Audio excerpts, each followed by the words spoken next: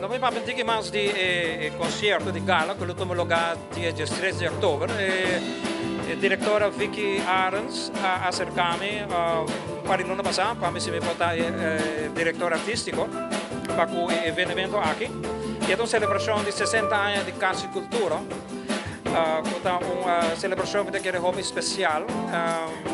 E vooral para nós como artista, que Casa Cultura tem rol muito importante, personal para mim, de me desenvolver como músico profissional. O concerto de gala também está dia 13 de outubro, já sábado. Vamos ter tickets na Van Dorp, Superfood e também na Subway.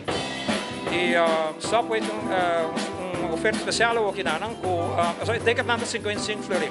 Pero se você comprar na Subway compra de mais de 25 florim, pode ter o ticket agora na 27,50. E se você vai nós agora nós promete ensaio com a orquestra.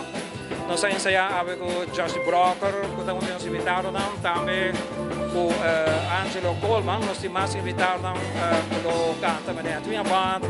Nós temos também duo riba piano com Johnny Scabai e Victor Camacho. E para mais informação, você visitar o website ou a Facebook page de Casa Cultura e lá você vai trovar informação, comprar cartas, etc.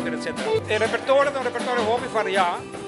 Nós temos um repertório, nós temos medley de calypso, nós temos música clássica, nós temos música folclore, nós temos música popular.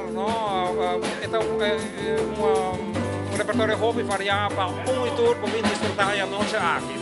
Seguro nós temos algo para toda a gente desfrutar a noite aqui. Também é uma noite muito especial,